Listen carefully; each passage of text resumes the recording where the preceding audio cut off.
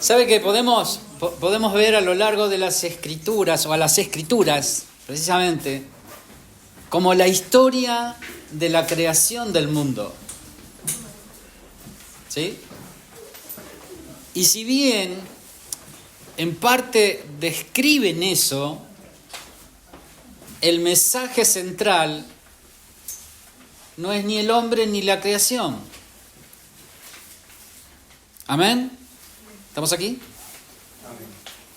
Desde el Génesis hasta el Apocalipsis, las Escrituras nos revelan a Cristo. El mensaje de ellas es Cristo. Nunca se trató del hombre. Nunca. Se ha desvirtuado el mensaje de las Escrituras y de alguna manera se ha ido enfocando el Evangelio en las necesidades del hombre y en el hombre mismo. Hemos presentado un Evangelio antropocéntrico, una palabra rara, ¿no? Pero que dice o significa que el hombre o la misma creación es el centro. Todo gira en torno al hombre y la creación. Hemos presentado un evangelio más humanista, ¿sí? No cristocéntrico. Un evangelio que más se ha preocupado en la necesidad del hombre como ser humano, que verdaderamente en el alma, en la necesidad real del hombre. Hemos sacado a Cristo de la ecuación, hermanos, y hemos puesto en su lugar al ser humano.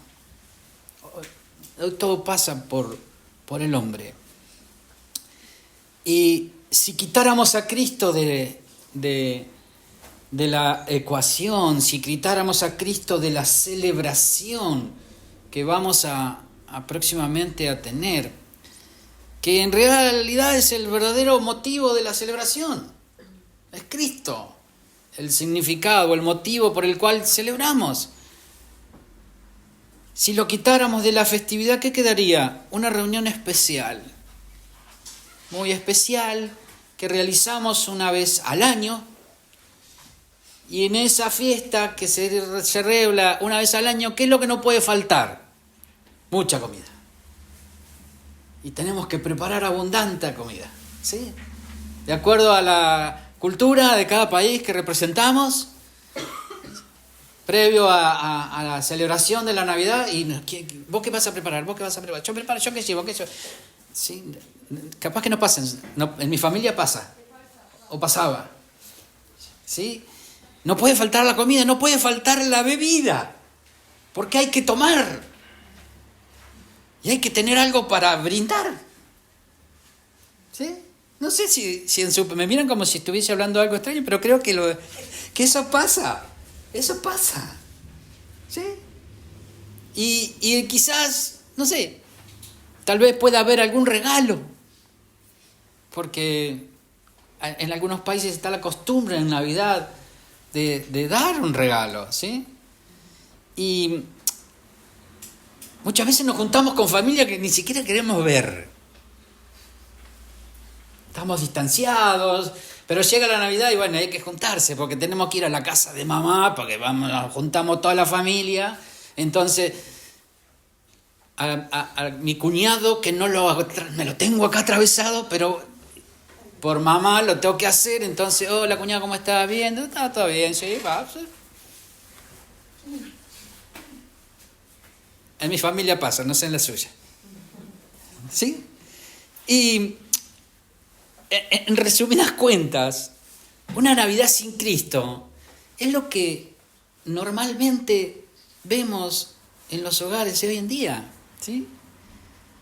Que lo importante de festejar es precisamente eso, es comer, es tomar, es bailar en algunos casos, y tal vez hacerse también algún obsequio.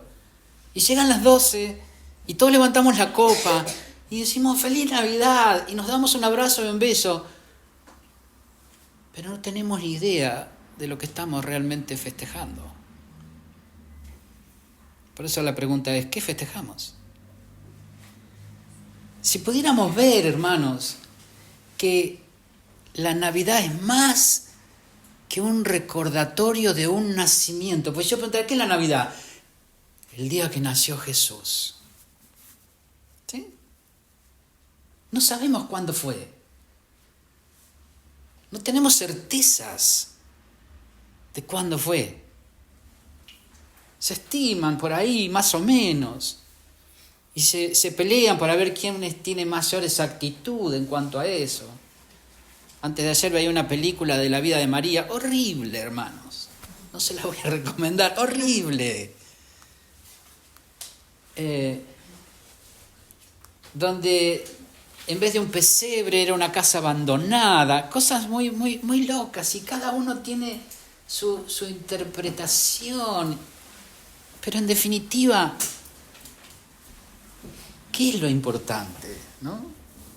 El día del nacimiento, el pesebre, si había corderos, si vinieron los reyes, o es el nacimiento del niño. ¿Y por qué digo que es importante poder discernir más allá del nacimiento de un hermoso bebé? Porque ¿qué representaba ese niño? ¿El amor? ¿Sí?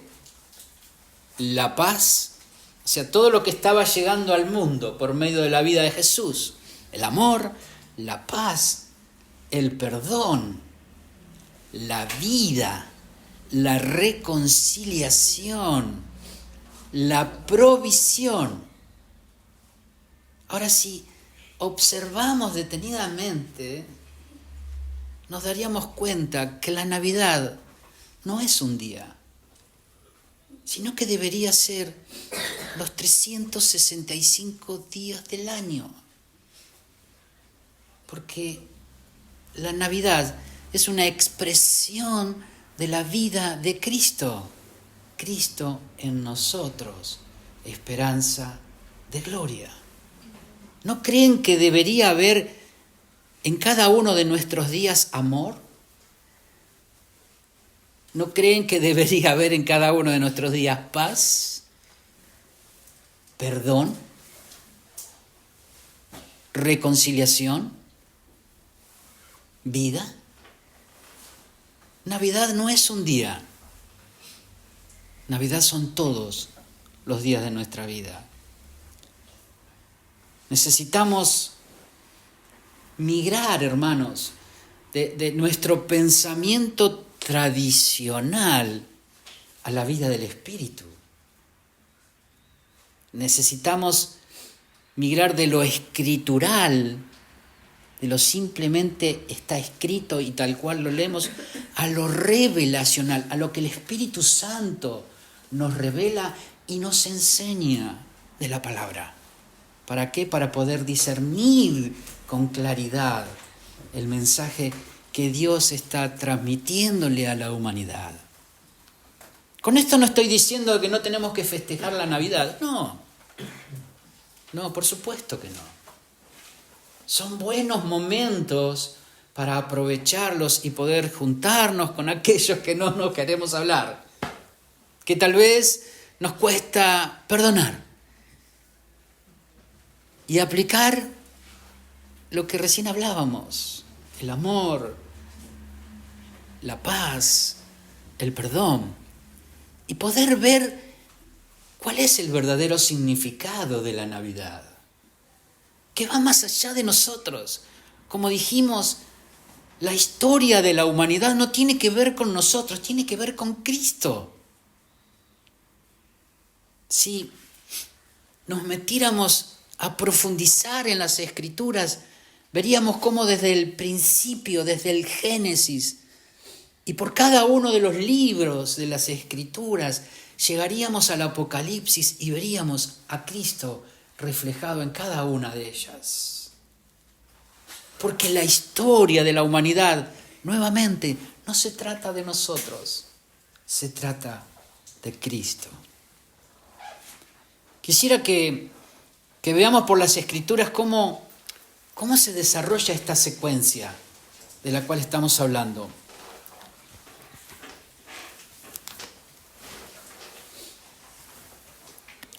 ¿Sabe qué? Cristo primero fue una promesa en las Escrituras. Y ahora lo vamos a ver. Después fue una anunciación, porque fue anunciado. Y por último, fue el cumplimiento de esas promesas. Vamos a ir al Génesis 3:15. Si quiere lo busca, si no toma nota, porque vamos a leer bastante de las Escrituras, para que sean las Escrituras las que nos estén hablando en este momento. Génesis 3:15 dice: y pondré enemistad entre ti y la mujer, y entre tu simiente y la simiente suya. Esta te herirá en la cabeza y tú le herirás en el calcañar. Esta es la primer promesa mesiánica, cuando Dios habla con la serpiente y le declara: pondré enemistad entre ti y tu simiente. ¿Cuál es la simiente de Satanás? ¿Cuál es la simiente de Satanás? Todos aquellos que están bajo su gobierno, que les siguen. ¿Y cuál es la simiente de la mujer? Cristo. Cuando dice la simiente de la mujer, esta te herirá en la cabeza, una herida de muerte, y tú le herirás el calcañar, el pie, ¿sí? Donde está demostrando, por un lado, la victoria en la cruz de Cristo sobre Satanás, y por otro lado, sí, el padecimiento de nuestro Señor en la cruz. Avancemos un poquito. Hace unos momentos, antes de que los niños actuaran tan hermosamente, se compartían unos pasajes de las Escrituras. Isaías, 700 años antes, escribía lo siguiente. Isaías 7:14 dice: por tanto, el Señor mismo os dará señal.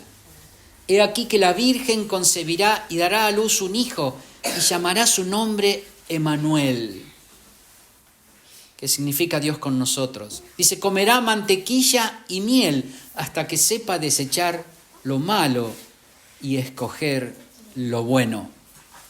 Isaías 9, versículo 6 dice: porque un niño nos es nacido, hijo nos es dado, y el principado sobre su hombro, y llamará su nombre admirable, consejero, Dios fuerte, Padre eterno, príncipe de paz.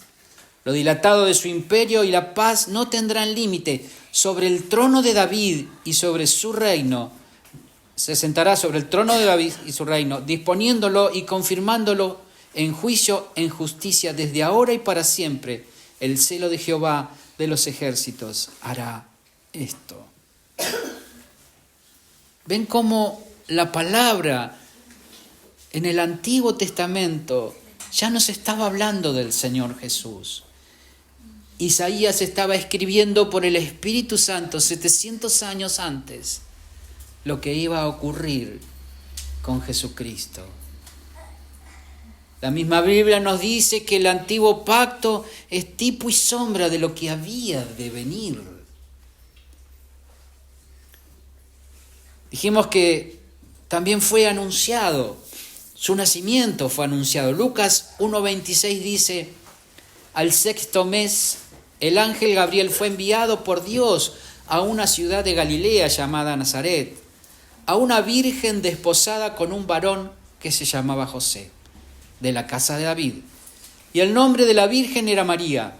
Entrando el ángel en donde ella estaba, dijo: salve, muy favorecida. El Señor es contigo, bendita tú eres entre las mujeres. Mas ella, cuando le vio, se turbó por sus palabras y pensaba: ¿qué salutación sería esta?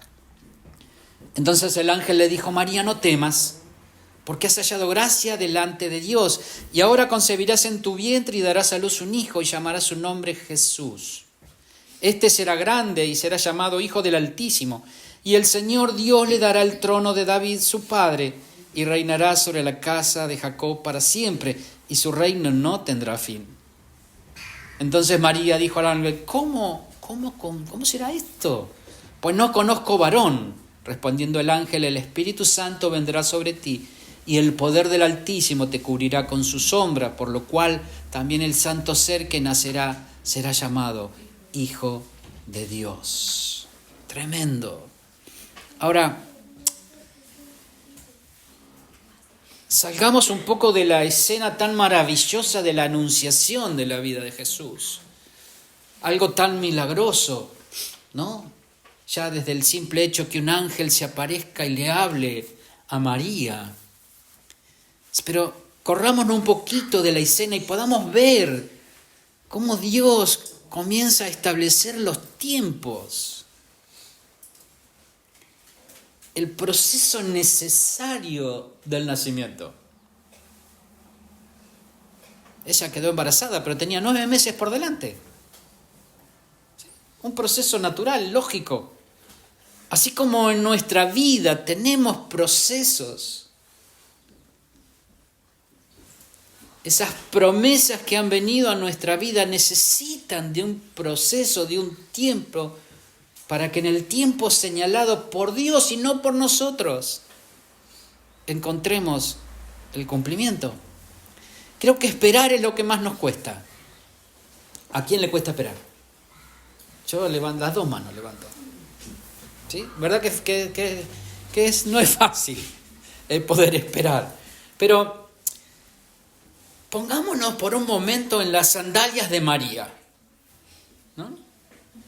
Recibió una hermosa noticia, hermosísima noticia, de parte de Dios. En esa época todos esperaban al Mesías. Y pienso que todas las doncellas vírgenes estarían esperando quién sería la favorecida.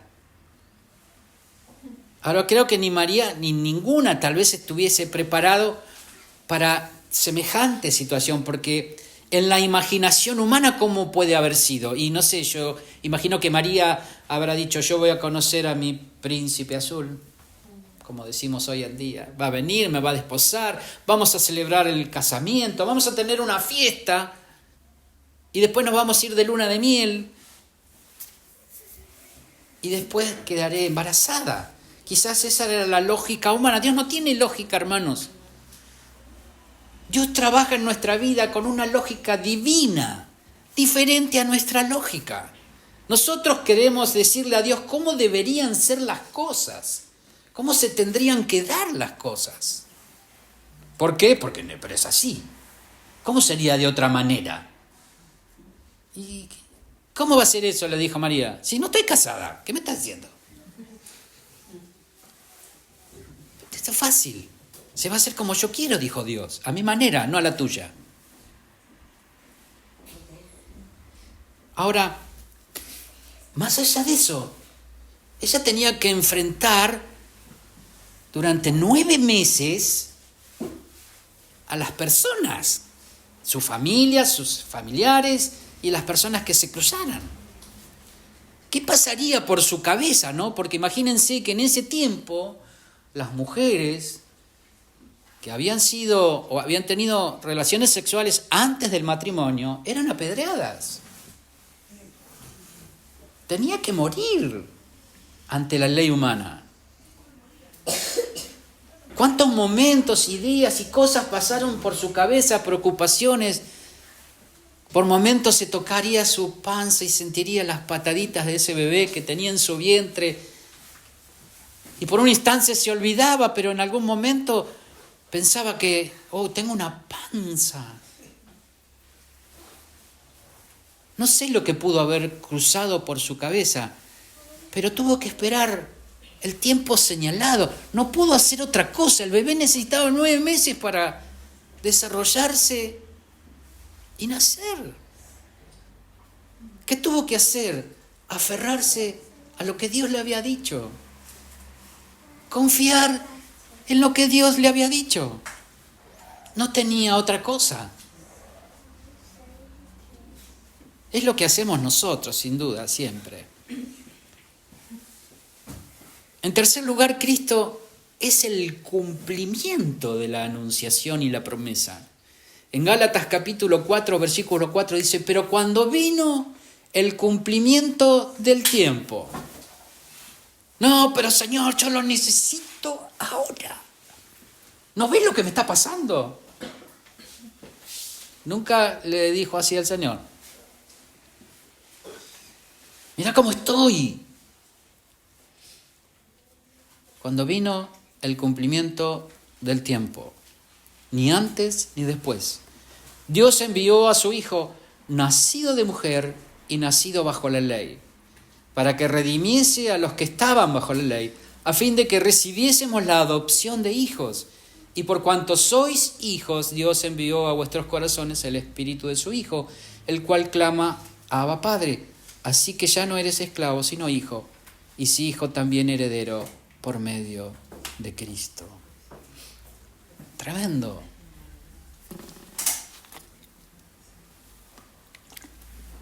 ¿Cómo nos cuesta esperar los tiempos de Dios? ¿Verdad? ¿Cómo nos cuesta discernir los tiempos de Dios? Darnos cuenta. También, fíjense cómo las Escrituras nos hablan del Señor. Su muerte fue profetizada. Isaías 53 dice, ¿y quién ha creído a nuestro anuncio? ¿Y sobre quién se ha manifestado el brazo de Jehová? Subirá cual renuevo delante de él y como raíz de tierra seca. No hay parecer en él ni hermosura. Le veremos más sin atractivo para que le deseemos. Despreciado y desechado entre los hombres, varón de dolores, experimentado en quebranto, y como que escondimos de él el rostro. Fue menospreciado y no lo estimamos. Ciertamente él llevó nuestras enfermedades y sufrió nuestros dolores y nosotros le tuvimos por azotado.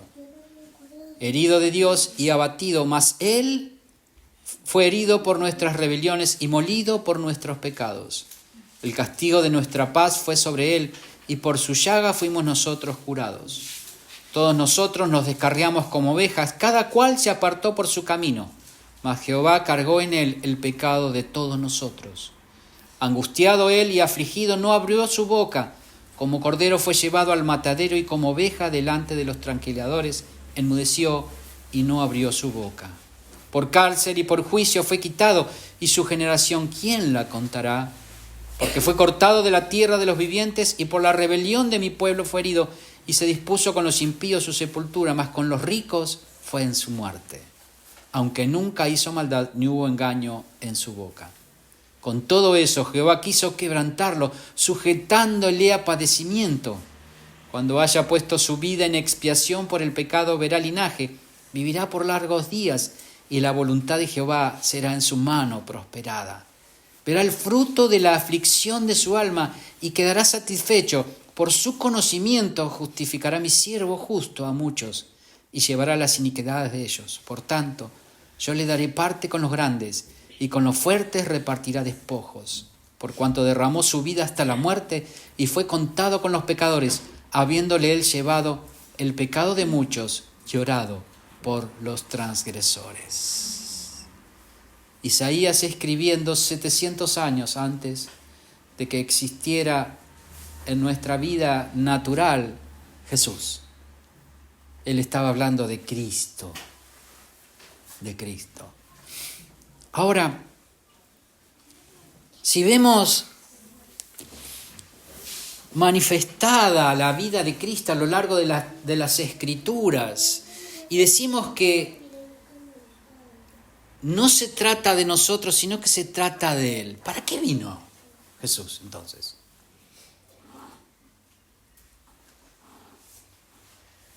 ¿Sabe qué? Podríamos decir, ¿para qué no vino primero? Para hacer un contraste. ¿Sí? No vino para darnos una mejor vida. Vino a reconciliar al mundo. Hemos invitado a la gente a seguir un evangelio por los motivos equivocados. Porque Cristo no vino a resolver nuestros problemas. No vino a hacernos una mejor persona. Y ahora vamos a buscar fundamento bíblico de todo lo que estamos hablando. Porque me están mirando como si hablara en japonés. No vino a mejorar nuestra vieja humanidad. Segunda de Corintios 5:17 dice: de modo que si alguno está en Cristo, nueva criatura es. Las cosas viejas pasaron, he aquí todas son hechas nuevas. En primer lugar, Cristo no vino a mejorar mi vieja naturaleza, mi vieja vida. ¿Por qué? Porque mi naturaleza era una naturaleza pecadora. Él vino a hacer en mí una nueva criatura, a darme una nueva identidad, una nueva naturaleza, a hacer de mí una nueva criatura. Por consiguiente, Él no vino a mejorarnos, a hacer que seamos mejores papás, mejores hijos, mejores esposos o esposas. Él vino a hacernos nuevos, totalmente nuevos, con una nueva naturaleza en nosotros, que nada tiene que ver con nuestra vieja naturaleza pecaminosa. Otra de las cosas para las que el Señor vino a este planeta, a este mundo, fue para reconciliar al mundo con Dios. Segunda de Corintios 5:18 dice: y todo esto proviene de Dios, quien nos reconcilió consigo mismo por Cristo y nos dio el ministerio de la reconciliación, que Dios estaba en Cristo reconciliando consigo al mundo, no tomándoles en cuenta a los hombres sus pecados, y nos encargó a nosotros la palabra de la reconciliación. Así que somos embajadores en nombre de Cristo, como si Dios rogase por medio de nosotros. Os rogamos en nombre de Cristo, reconciliaos con Dios. Cristo vino para reconciliarnos con el Padre. La Biblia dice que estábamos muertos en nuestros delitos y pecados, que estábamos destituidos de la gloria de Dios. Nuestra relación con Dios había sido interrumpida en el huerto del Edén. Y veníamos arrastrando esa naturaleza pecaminosa, esa muerte espiritual, eso que nos impedía relacionarnos con Dios. Para eso vino Cristo, para reconciliarnos con Dios. Todo lo demás es un agregado, es una consecuencia de su vida en nosotros. Pero no es el fin para la cual ese niño nació en un pesebre, sino que es desde el minuto cero. Sabía que venía a esta tierra a morir para reconciliar al hombre con Dios.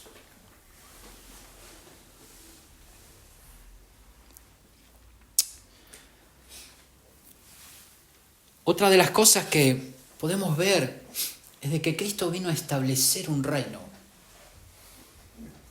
Cuando Él inicia su ministerio, ¿qué decía? El reino de los cielos se ha acercado a vosotros. Él venía a no a traer una nueva religión diferente a la que el hombre tenía en ese momento, sino venía a establecer un reino, su reino aquí en la tierra.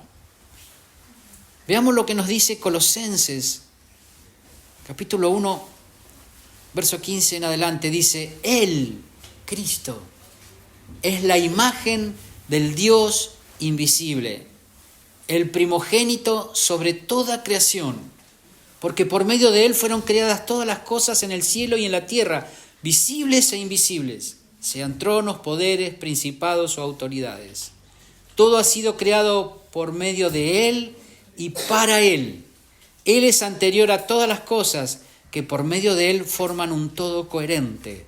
Él es la cabeza del cuerpo, que es la iglesia. Él es el principio, el primogénito de entre los muertos, para ser en todo el primero, porque a Dios le agradó habitar en él con toda su plenitud y por medio de él reconciliar consigo todas las cosas, tanto las de la tierra como las del cielo, haciendo la paz mediante la sangre que derramó en la cruz. En otro tiempo ustedes, por sus actitudes y malas acciones, estaban alejados de Dios y eran sus enemigos. Pero ahora Dios, a fin de presentarlos santos, intachables e irreprensibles delante de Él, los ha reconciliado en el cuerpo mortal de Cristo mediante su muerte, con tal de que se mantengan firmes en la fe, bien cimentados y estables, sin abandonar la esperanza que ofrece el Evangelio. Este es el Evangelio que ustedes oyeron y que ha sido proclamado entre toda la creación debajo del cielo y del que yo, Pablo, he llegado a ser servidor.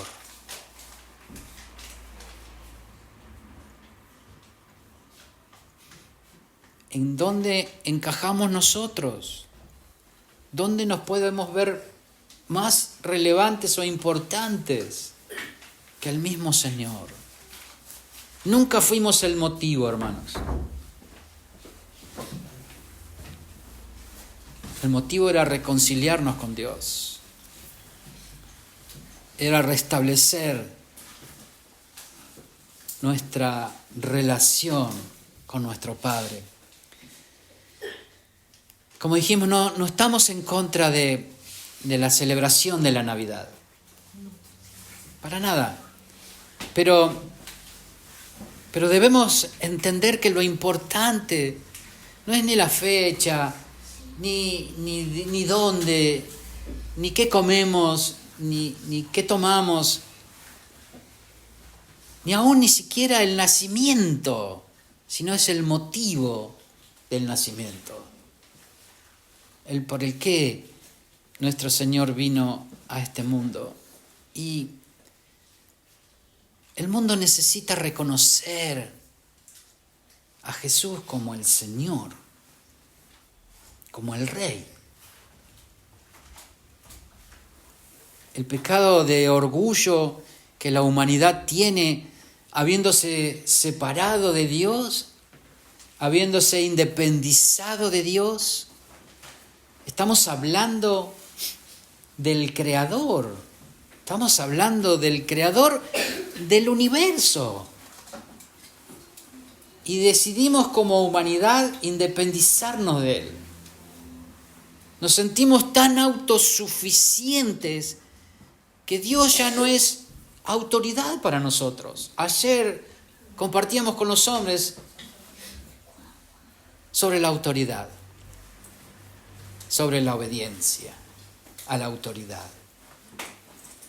Y hemos perdido ese valor de la investidura misma. Simplemente, si pudiéramos imaginar, si tuviéramos la capacidad de imaginar el potencial que Dios tiene en ser el creador de todo lo que existe.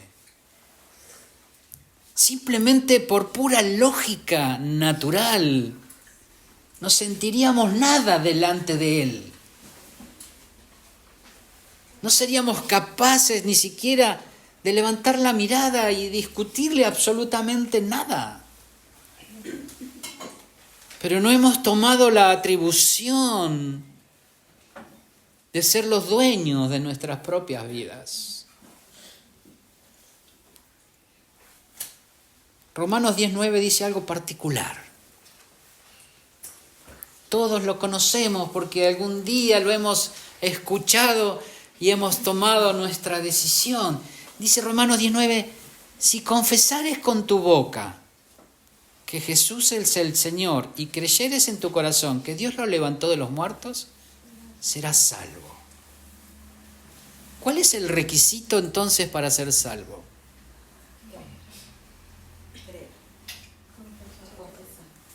¿Qué cosa?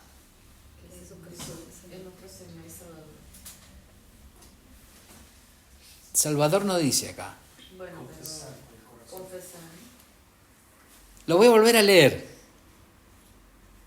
Si confesares con tu boca que Jesús es el Señor. El Señor. Y creyeres en tu corazón que Dios lo levantó de los muertos, entonces,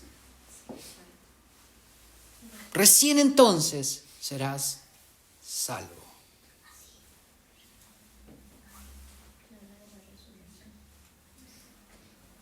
A veces decimos, sí, Jesús es mi Salvador. ¿Por qué es tu Salvador?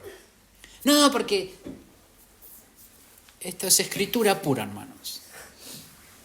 Me pregunto, y creo que deberíamos preguntarnos, no porque nuestra salvación esté en juego, no estamos hablando de eso, pero ¿es Jesús nuestro Señor? ¿Reconocemos realmente a Jesucristo como nuestro Señor?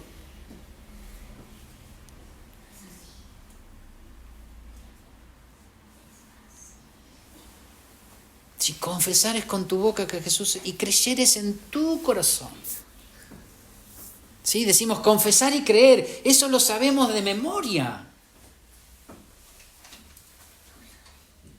Pero antes de eso dice unas palabritas muy particulares. Si yo confieso que Él es mi Señor, entonces va a ser mi Salvador. Hacemos una oración que tenemos aprendida. ¿Quieres recibir a Cristo como tu Señor y Salvador? Como tu Salvador. A veces ni siquiera decimos como Señor. Sí, yo quiero que sea mi Salvador, pero hago mi vida como quiero. Tomo mis propias decisiones. Como a mí me gusta, como yo siento, como a mí me parece. Porque es mi vida. Entonces no es tu Señor. Entonces no es tu Señor. Debemos ver, hermanos, por el Espíritu, que es más que un simple pesebre, más que un día de un nacimiento, que verdaderamente Él es el Rey, es el Señor, no solamente de nuestra vida, es el Señor de la humanidad, aunque no lo reconozcan. Porque Él nos ha dado el libre albedrío. Uno puede decidir. Uno puede decir, sí, el presidente de mi país es el presidente de mi país, pero yo no lo considero mi presidente. Genial, está bien. ¿Es el presidente de tu país? Sí, pero para mí no es mi presidente. Y vivo como quiero. Está bien. Ahora, quizás lo puedas hacer en otro país. Pero si estás en tu país y no te acatás a las leyes que tu presidente, al cual vos no aceptaste como tu presidente, te pone, bueno, vas a tener consecuencias. Pero necesitamos reconocer a Cristo, ese bebé del pesebre, como el Rey de Reyes y Señor de Señores. Ahora, no es parándonos en cada esquina. No es decir, voy a salir a evangelizar y hablarle a la gente de Dios.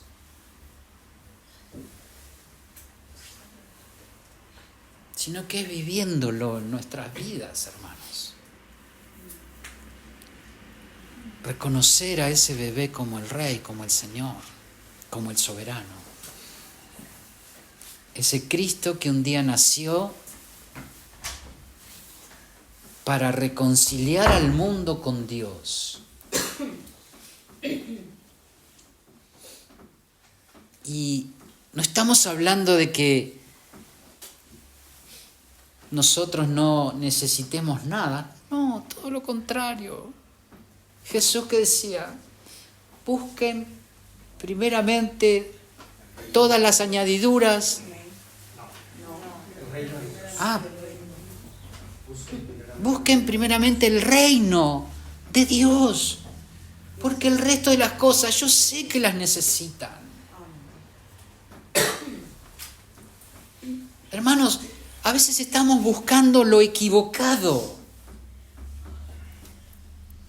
Nos pasamos la vida buscando cosas equivocadas. Nos cansamos, nos agotamos, nos frustramos. por no reconocerlo a Él como nuestro Señor. Porque si yo reconozco a Dios como mi Señor, voy a buscar primeramente todo lo que tenga que ver con Él y con su reino. Y cuando yo me dedique a buscar su reino, todas esas cosas que necesito van a ser añadidas. Dejemos de buscar lo equivocado, hermanos.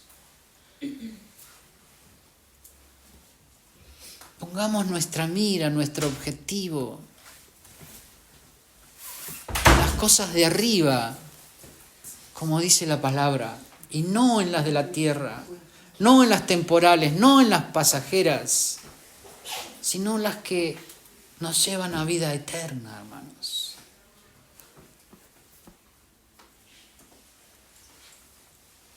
Que esta Navidad que vamos a festejar en un par de días nos lleve a reflexionar en qué o de qué manera estamos viviendo nuestra vida en Dios. Que podamos ver por medio del Espíritu Santo ese festejo de esa llegada de ese niño, como la llegada de ese reino a nuestra vida primeramente. Dios, cuando viene a nosotros, establece su reino en nosotros. Y nosotros, por medio de ese reino que nos habita, establecemos reino en el lugar donde estamos. En nuestro hogar establecemos reino, hermanos. ¿Por qué? Porque los principios de ese reino son los que rigen nuestra vida. Porque esa vida que es Cristo nos habita. Por ende, al lugar donde nosotros nos establecemos, su vida, su reino es establecido. Pero en el primer lugar donde el Rey debe reinar es en nuestra vida y en nuestro corazón. Amén. Tenemos mucho tiempo por vivir todavía, muchos años por proyectar nuestras vidas.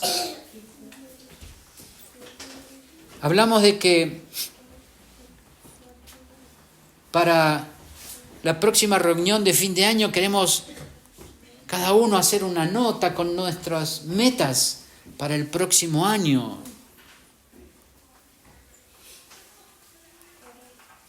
¿Qué metas vamos a planearnos para el próximo año? Que podamos realmente enfocarnos, hermanos, en ese reino que nos habita, que está establecido en nosotros. Que podamos expresar, hermanos, en nuestro hogar, en nuestra vida, en nuestra familia, en nuestros trabajos, en nuestras escuelas, ese reino. Eso es lo que nos diferencia, hermanos. Eso es lo que la gente puede ver en nosotros. Cuando la Biblia dice que somos cartas leídas, el mundo lee lo que nosotros expresamos. ¿Qué es lo que estamos manifestando? Navidad debe ser todos los días. Poder expresar esa Navidad en mi hogar, con mi cónyuge, con mis hijos, con mi familia. Ese amor, esa paz, ese perdón, esa reconciliación.